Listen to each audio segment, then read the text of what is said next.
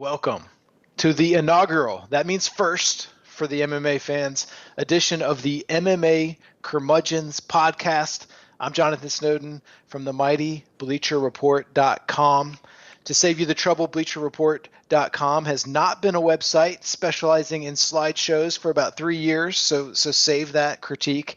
What we do specialize in is excellence. That's where I'm from.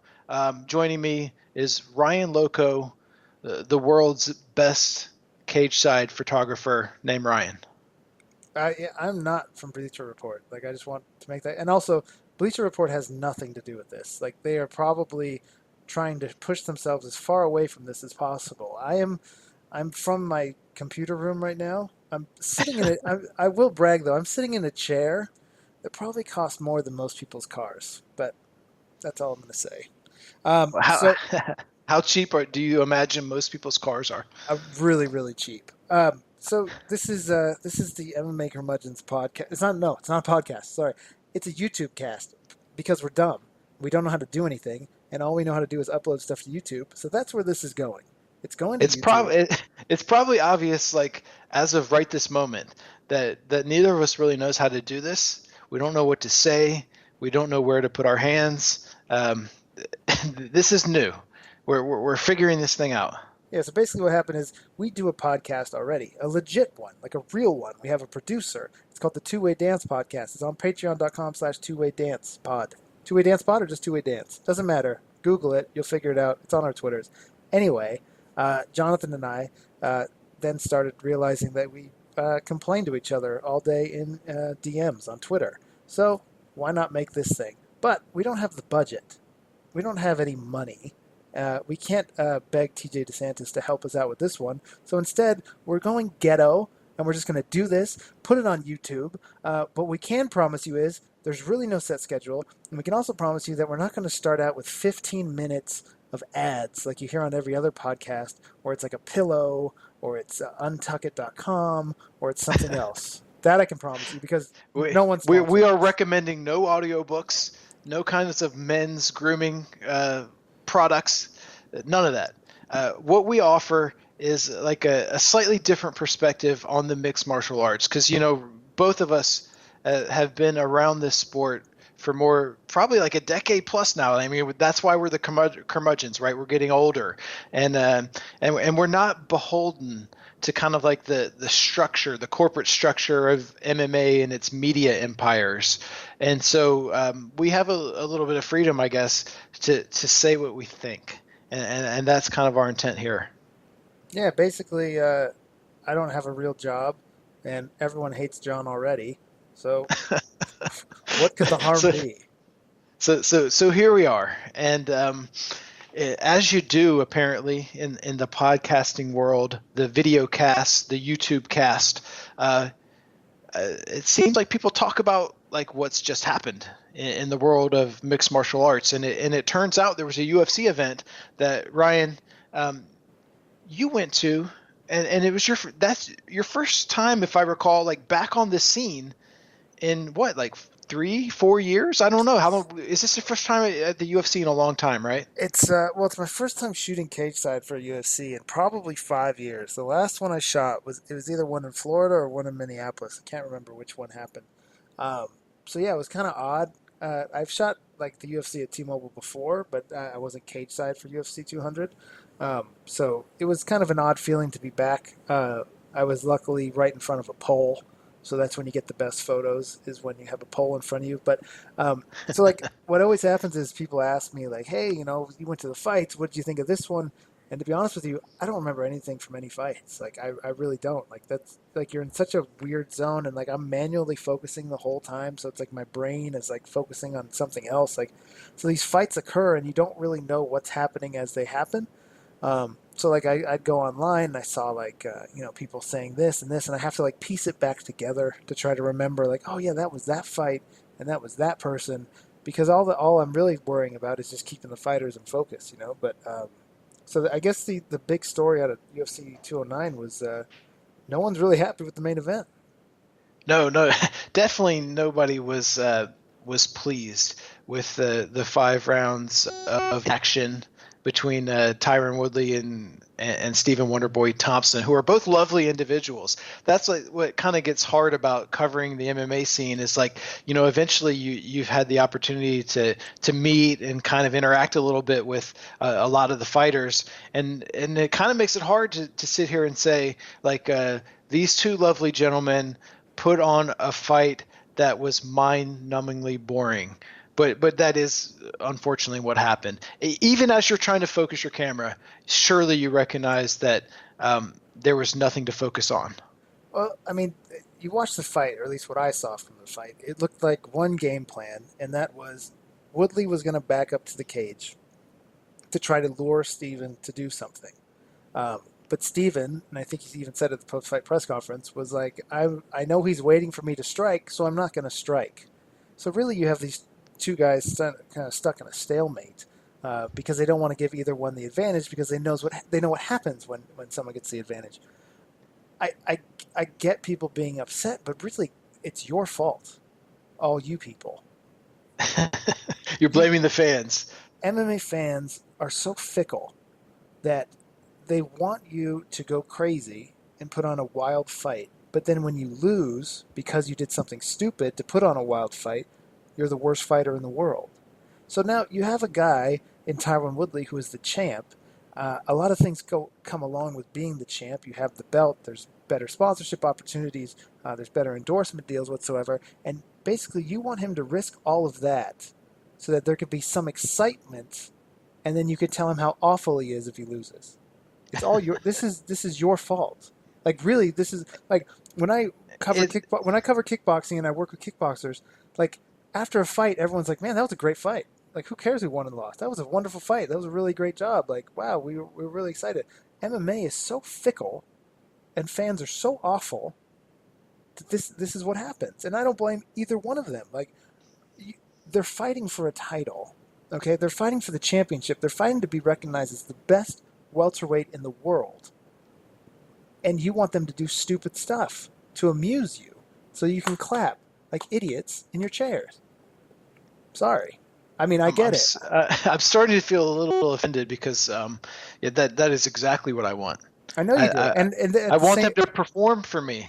At the same time, I gave them $60. I'm saying I gave $60 to somebody, to a rich guy in California maybe, or Ari from Entourage. Somebody got $60, and I want to be amused.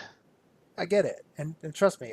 The thing is, like, I'm calling MMA fans awful, but I expect them to be awful, and it's okay for them to be awful because that's what this sport is. You want to see excitement. But I'm just seeing it from the other side because I hang out with these guys all the time. I see what they go through, and the fans want them to risk everything for something, to make a mistake, and it's just not going to happen. And I think Tyron even said it at the press conference, like, "Yo, I'm the one in there. I'm the one that has to worry about it, and I'm still the champ, so deal with it." I think that what you saw was two conflicting styles that worked really well to negate each other, or two fighters that negated each other, both in their own heads, and that's what we got. I mean, at the end of the day, if Khabib's not off this card, are we complaining as much? Like I think like we got so let down by what happened to Khabib that we kind of took it out on Tyron and Steven. Does that make sense? Yeah, I think so because like up until the main event, like I'm a curmudgeon. I have seen so many MMA fights, literally thousands, every fight for every major promotion ever, pretty much. And so like it's easy for me to get bored and like be like, I've seen this all before. But yet like this was a pretty entertaining card until that moment. There was like Overeem being like the world's scariest man, kneeing Mark Hunt in the face. Some lady I never heard of choked out another lady I'd never heard of. That was pretty exciting. Lando from Jackson Winklejohn fought some guy from The Ultimate Fighter. You'll notice these are not big names, but there were things happening, and I was entertained. There was never a moment where I was just like, man, I want to turn this off and put on Masterpiece Theater. Like I was into it until the main event, but the main event is the main event for a reason, and it can really take something that's been a B and turn it into a D, just like in the snap of your fingers. Like it carries that much weight. Yeah, no, I get it. Don't get me wrong, I understand, and I'm not going to sit here and say it was the most exciting fight I'd ever seen. But like at the same time, like you see those people and like there's a really boring fight on, like really boring for me. Like I'll watch, and then I'll see on Twitter someone write how like, oh, this is a beautiful like you could see the chess work, like you know what I mean. So like I feel like people pick and choose when they want to be impressed. Like, yes, this wasn't like an insane grappling match, but at the same time, it was basically like a little chess match of two guys in stand up, not really wanting to give an inch to either guy because they knew if they gave an inch, the fight could be over, which is what we saw in the fifth round. Now, for me, I was more surprised that Tyron didn't do that earlier because I didn't really see how Stephen was going to be any problem for Tyron when he comes forward like that, especially with him going back against the cage to kind of lure Stephen in to get his forward momentum going. But then again, I'm not a coach. I just sit here. It's just what I saw. So anybody can sit here and jibber jabber about the fights on the card, but almost nobody can put us in the experience of being literally cage side. Like even as a writer, I'm always like removed a couple of rows from the cage. You're literally as close as you can get. What is that experience like? Like as you're sitting there snapping pictures, I imagine there's a lot going on. Like the TV crew is doing its work. There's UFC people and commission people scurrying around. Every photographer is changing lenses like 1,000 times. Like what's the experience like as you kind of are working for hours at a time trying to capture that perfect image? Well, I mean, first off, your elbows. I was an idiot. I didn't. I should have brought something to cushion my elbows because they got completely destroyed by the cage floor. But it's a really unique feeling, especially in the main event, because there's just a different feeling. There's a different vibe in the arena, especially when the lights come down, and the lights are just focusing on the ring. Um, and you realize how long 5 minutes is. Like 5 minutes is an eternity. It's awful. Like I'm getting tired. Like I'm looking at the clock because I'm like, oh, in a minute 30, I can put this camera down for a minute, and rest for a second because it really is draining, especially after shooting 11 fights. But you realize like there's someone in there against Tyron Woodley and Stephen Thompson going, I have 90 more seconds of this. Like it's awful, and you realize how hard these guys hit, how quick everything happens.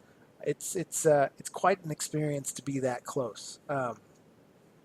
I dig it. It's a lot of fun. Like when I shoot for World Series of Fighting, I'm actually over the cage, so it's even closer. Especially when like they fight like right underneath me, and you realize like this is a horribly brutal sport, and I'm so glad I don't do it.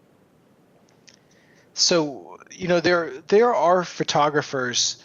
I'm thinking like of like Esther Lynn from MMA Fighting and All Elbows, who are consistently capturing great photographs from the fight.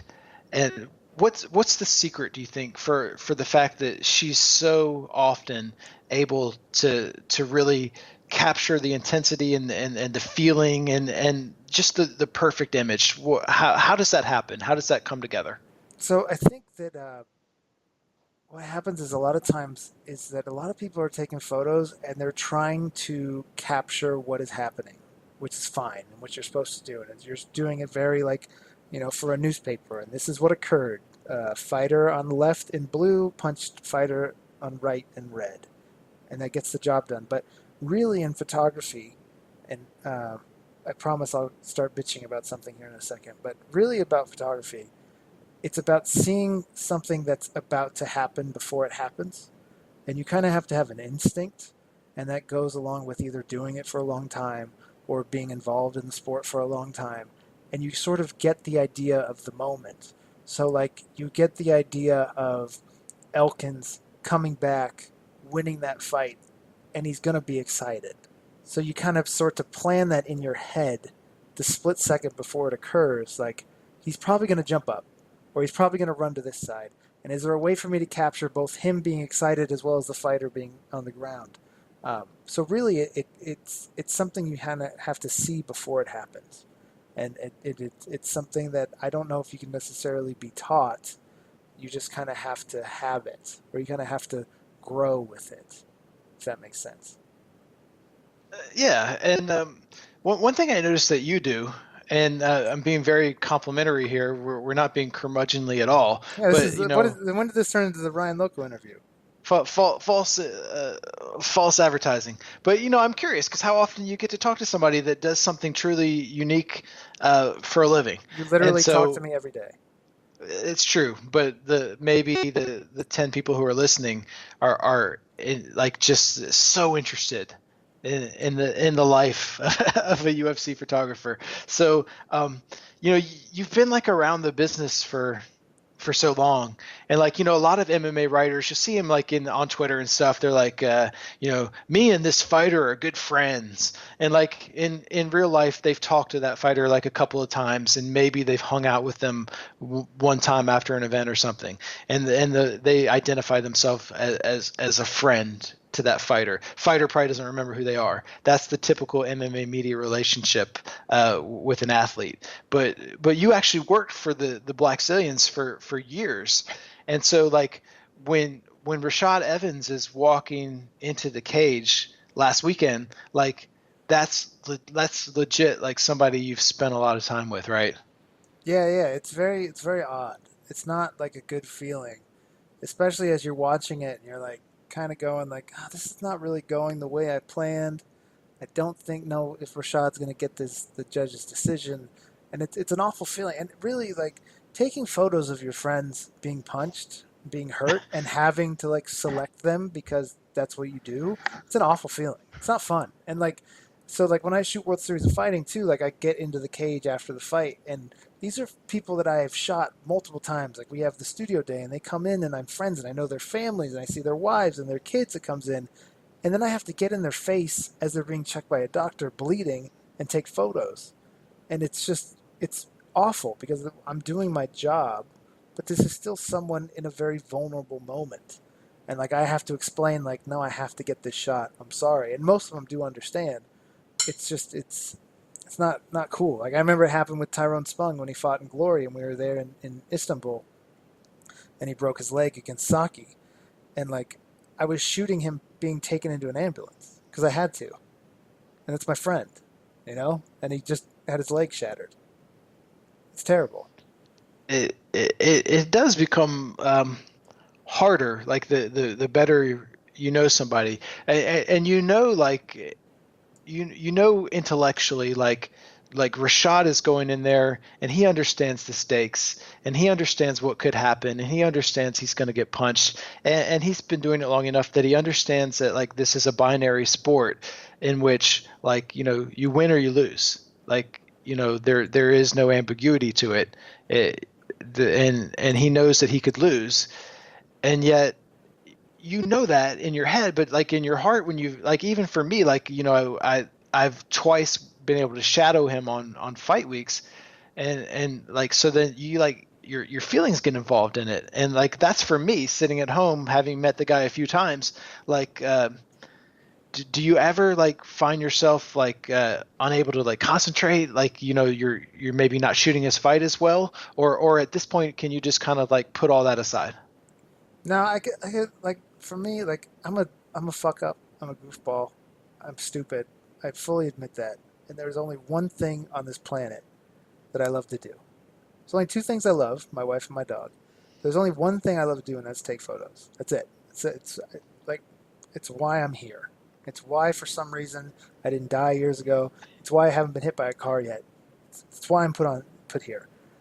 And when I'm taking photos, it's the only time where like everything makes sense. And so, as awful as it sounds, I feel like no matter what occurs, and if it's the worst thing in the world, if I have a camera in my hand, I'm okay. And everything makes sense and it's almost like my shield, right? So like I feel like no matter who is in front of me and what is occurring, if I have a camera and my job is to take photos of it, I can do it. And like so it's a little weird story. I was shooting bull riding for T-Mobile Arena and it's my first time shooting bull riding and they give you're right on the field, like literally next to the bull. And they give you this you're at this wall and it's got a big opening so you stick your camera through and this bull comes and literally it's right in my face, and his leg goes right next to my face, and I almost got smashed in the head by its hoof, and I probably would have broken like my nose or would have smashed out teeth. And I look back, and every other photographer had moved back 4 feet. But I'm the idiot that thinks because I'm there with the camera, I can. I'm the idiot that would be overseas documenting war, and I would be shot because I would feel like I'm safe and protected, and this is what I'm supposed to do. No one can hurt me. Nothing can hurt me. I'm taking a photo. You know, That's right. The bull couldn't see you because you had that camera there. You were invisible to it. basically. I've had like a similar experience when I was when I was in the army. We were stationed in Frankfurt, Germany, and we used to go to the Frankfurt Galaxy games, and you'd get to be on the field, like literally on the field, and so that's when you realize like how fast football players are and how violent the game is. But I remember standing on the sideline, and like the first time you're there, like as someone is running out of bounds, like with the ball towards you, you don't really realize they're coming. And like I was within inches of being run over by a 240-pound tight end because I didn't have the instinct yet to move out of the way. And I think that's like kind of the same thing that was happening to you with the bull. Like until you see it, like you don't know. You're not born with the appropriate instincts to move out of the way. You have to learn it. And so I guess we're lucky to still have you with us. So here's my question. Speaking of dodging 240-pound men, and so we can get off me and being a photographer. What about you and Stipe or Stipe? Sorry. Stipe. Okay, so yeah. Here, So while you were having this like profound moment where you were like within inches of men like exerting their will on other men and like these great athletic moments and these valiant athletes in there like pouring their heart out, like I'm sitting here like beefing with people on the internet, which like seems to happen to me like it's beyond my control at this point. Like, I'm not intending to like have a beef with UFC heavyweight champion Stipe Miocic. But so what happened was I made a tweet after Overeem knocked out Mark Hunt. And I was like, holy fuck, because I'm a classy guy. Holy fuck, Overeem is the scariest man on the planet. Because, Mark Hunt is indestructible, and yet he got kneed in the head and just like dropped like a sack of potatoes to the mat. And that was frightening to me. And this tweet did not mention Stipe. I was not thinking of Stipe in the moment. I was thinking of this like incredible thing that I just saw. But Stipe apparently follows me on Twitter and was not pleased with the idea that I thought that someone other than him was the scariest person on the planet. And so he responds with like but here's my thing, and I don't know Stipe. We chat on Twitter back and forth, and we're friendly. Like, okay, like Cabbage Carrera is freaky scary, right? Like you could hit him with a baseball bat, right? right. And he would be fine. That doesn't mean that he is a better fighter than Stipe. He's just terrifying. Right. So I tried to explain this. Jeff like, Monson is terrifying. yes. Stipe would beat him, but Jeff Monson's terrifying. Like Jeff Monson would probably like have you murdered in Russia. Like they would poison your drink and you wouldn't even know it. So of course a lot of people are tweeting me like, "Oh, what about Stipe?" And like, and I'm trying to explain like the conceptually what I'm going for here when I say scary, because like GSP was the best welterweight in the world, but GSP is not scary. He's just really good at UFC fighting. Correct. Otherwise, he's like a gentleman. And so like, Stipe is very good at MMA fighting, but like Stipe is also a guy who does admirable work as a firefighter in the community, right? He gets up and goes to work every day. He probably has a dog. He probably enjoys children. Like he's a good fella. I don't find that particularly scary. That's not what I mean when I say that. Like Gilbert Ivel is scary. Like if the mafia was sending someone to collect money from you, do you want to see Alexander Emelianenko or Gilbert Ivil, or would you like them to send Stipe? I want them to send Stipe, Sure. even though he could beat those guys. So that's like the premise, right? And so Stipe sends back like a tweet that like has like a guy doing like a thinking motion, and like it could be all over at that moment. That could be the end of it. But because he's like a famous person, he tweeted at me. He quote tweeted it so everybody could see my tweet. And so also when people respond to it, I get the notifications. So of course, everyone is like, when a UFC fighter tweets something, like all his followers are like that little dog that follows around the big dog. They're like, yeah, Stipe, tell him, Stipe, show him who's boss, Stipe, slap him in the face, Stipe. And then it gets like dark, and like some of them are like, this guy's a cuck, Stipe. You should beat the shit out of this guy, Stipe. And Stipe starts liking these tweets. I can see that you're liking them, and you're like, he's liking stuff that says like, you're a cuck or whatever. And that's like, man, this guy's taking this too far. So me being me, I want to respond to this. Like you've seen me. Like I'm not likely to be a person who's gonna let that go. Are you a cuck? I'm just clarifying. Well, so that's like, do people even know what that means? So I like, mean, I do because I'm a freak, but yes. right. But like, that's insulting to me also, but also to like, if you're going to take it literally, that's insulting my wife. And like it's just like, that's not a cool thing to say. And for a guy that I've always been friendly with on Twitter, like to be like liking that, like that doesn't make me happy, right? And so now we're talking, right? So I say like, how scary can you be, Stipe? You're a guy who wears a polo shirt to work every day. Like, that's not scary. And oh, he's mad now. And he literally, like the heavyweight champion of the world, spent an hour sending me dozens of tweets, just like arguing back and forth. And he's like, if you're not careful, no one's going to be watching what you're tweeting anymore. And I was like, oh, no one watching, that's like your pay-per-views. And so like I got my zinger in, and meanwhile we're making fools of ourselves, like fools. And this happens to me all the time. Like I got to ask, like, how do you go through your life and this never happens to you? Me?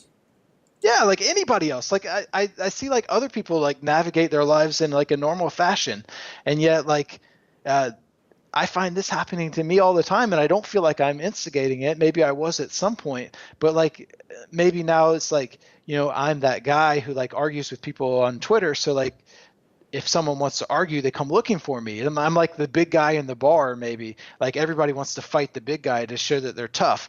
So like if you want to argue on Twitter, it's like, oh, find Jonathan Snowden, he'll argue with you.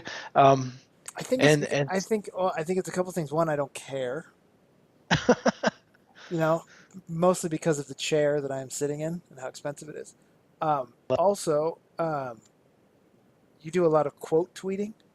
You know what I mean? So then everyone sees it as opposed to like arguing in private. And thirdly, you have a very unique sense of humor that I do understand and I do get, and no one else gets it, pretty much. So like I know like what you're saying, and also you say a lot of things that are like very honest, and people don't like truth because like so what happens is like people say these things like they oh that guy always that guy fucking loses every time. It's like actually no, he's 23-2, so he's actually only lost twice. So I don't know what you're talking about. And that gets people mad because everyone wants to be right, even when they're wrong, and even when the facts are right there. You know what I mean? So that's the problem. Also, Stipe, they did like 450,000 buys for UFC 203, so it wasn't too bad. Well, how about that? Good for you, Stipe. I mean, to be fair, it was still a good joke. It was to still be a good fair, joke in the CM moment. Punk was on the card, and that probably absolutely helped. As much as you may not like him, he definitely brought in some pay-per-view buys. So now here's I take that back then. Here's a question, because those are all CM Punk's buys. I think 25,000 of them were Stipe's. Here's the thing though. Do you remember what the UFC 203 poster looked like? I don't, No. but You know apparently what? this is like a big thing. No one knows what the UFC 203 poster likes because no one cares. So here's what people, everyone is upset, or there was a little tiff, internet tiff, about the poster and that just got released where Cormier is little and Rumble is large behind him, feeling it was disrespectful. What's the deal? Also, they were upset that there's no like imagination going on with these posters. No one cares about these posters. Period. That's it. Well, No, I'm not kidding. No one cares. The job of the poster, as much as it's going to break people's hearts, is to put information out, right? Now, yes. so Pride had these really cool posters, right? Dream had these really cool posters. Did you watch Dream last week by any chance? Was there a Pride on last week by any chance? Right. So like, the poster is like a very functional piece of art. It's supposed to like show you who's fighting, kind of if you can like give an idea of what that story is, if you can express that and say when it is and how you can get tickets or watch it. Like that's the deal. And you kind of want like for as much as people online want to see like all this creativity, um, at some point I think that's ineffective. Like you want these there's a way that a fight poster looks that you the kind of like the viewer is going to expect and recognize like, hey, that's a fight poster. Let me look at it more closely and see when this fight is and who these guys are. Yeah. And that's the point of it, right? Do you remember back in the day where like they would have like the small King of the Cage card, or they would have like a Muay Thai fight in a local gym, and there'd be 24 photos of people on the card on the poster? Because that's what you're supposed to do. So I'm going to start working with a company called Victory Fighting. They're based out of Nebraska. You can see them on Fight Pass. And I've talked to their graphics guy, and what we're going to do is we're going to make alternate posters because I'm stupid and I like to have fun. But we're still going to make the real poster because you need to know who's there. They also need to put them up in bars and in gyms so that people know how to watch. And also, let me keep going. If I'm Cormier, okay, UFC is pro wrestling. That's all it is. Life is pro wrestling. It's a story. That's all it is. We've been telling stories since before we could write things down, right? We've been drawing on walls, telling stories. That's what pro wrestling is. The idea I'm is with you. the idea is Cormier as the champion. You want to be portrayed as a champion who is now facing another insurmountable foe. So Rumble should look bigger. He should look unbeatable. It should look like the champ is now facing someone that he should be terrified of. But then the story goes, and we don't know what's going to happen, but the story is supposed to go, then the champ overcomes these odds and wins, correct? Right, so he's the champion. He's pictured on this poster with his championship belt, so you're able to identify that he's the man. But yet the story, the subtle story that this poster is telling is that like the threat of Anthony Johnson looms over Daniel Cormier. Like it's enveloping him, his whole world. And this is probably true right now. Like his whole world is wrapped up in how can I defend what I have against this guy who is among the toughest human beings on the planet. And that's a powerful story. And I do think that this poster that people are crapping all over is articulating that story. And so I think it's like it's effective in a subtle way. And not only that, like, if you've been around for a little while and you've seen these posters, like this is a common motif for the UFC. Like this is not a particularly bad poster. It's not awful and worse than what they used to do. Like this is normal. Like there's a poster that looks very much like that, with a very small Georges St. Pierre holding his championship belt, while a giant Nick Diaz head takes up the bulk of the poster. So like this is like a common storytelling device that UFC uses, and it's It, my opinion that it's not a bad poster. no, it looks like a comic book cover. It looks like Spider-Man is now facing Doc Ock, and Doc Ock is his greatest foe, and he has to be worried. Like, this is perfect. And let's be honest, this is not the UFC anymore. This is WME, okay? And what's going to happen is they have someone in office going, should we pay someone to to spend an extra hour or two to make this poster, considering we have an event the week before and we have an event the week after? Or should we just put out the fucking information and these people are going to buy it anyway? Because if you think some amazing poster is going to cause someone to go, well, I don't know what it is, but there's this guy and he's on a bear and he's flying through the air. I got to buy it. $60. I'm going to buy No, it. I don't know who these guys are, but the poster's great, so why shouldn't I buy this on pay-per-view? Like, what did any of the Conor McGregor posters look like? I don't have any idea, but a bunch of people bought those fights, so I think it was okay. If anything, they should put Conor McGregor on this poster. They should. I actually I like the idea of like a Daniel Cormier, Anthony Johnson kind of like looming over him, and then like up in the very like right hand corner, just like a little version of John Jones looking down at both of them, as if to say like, whatever you two jokers are doing, like, I'm the real man. Like that would be a good poster. I'd be into that one. I feel like the next card that Conor headlines, what it should be is that we find out that this poster with Cormier and Rumble is actually, as we pull back even farther, just his new tattoo on his thigh or something. It's just like a tattoo, like in the tiger's mouth on his chest. Right. So basically, this poster was leading into the Conor fight, and it's the most genius marketing we've ever seen. I wouldn't put it past them. So just wait. Before you judge, you have to wait and see whether that comes to pass. So considering that this is a podcast, video cast, YouTube cast that has not existed before and may never exist again, we got a surprising number of mailbag/Twitter questions, all of which I forgot to print out and bring. And so, but there's one I remember and I want to run it by you. Okay. I believe it came from a gentleman named Michael Shane, and he asked what may be the toughest question that I've ever encountered, like that I've ever been faced with in all my years on the planet. And his question was, who made the bigger impact on wrestling, Misawa or Jushin Thunder Liger? And I don't know what to say, because Jushin Thunder Liger has a amazing, hilarious theme song. He wears a goofy costume, and he's also among the greatest professional wrestlers of all time. But meanwhile, Misawa literally gave his life in the ring for the business, for the sport of professional wrestling. So I don't know how to answer this question. Are you familiar with these gentlemen, Misawa and Jushin Thunder Liger? I may be the only person on this podcast that actually owns a Misawa t-shirt.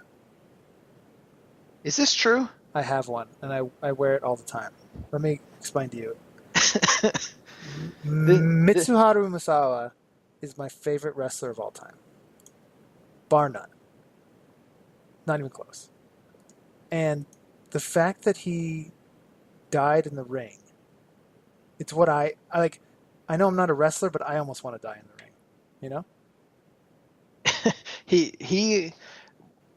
What I loved about him is not only like his great technical craftsmanship and ability to tell a story and to execute moves in the ring, like in a way that blow your mind if all you've ever seen is American wrestling.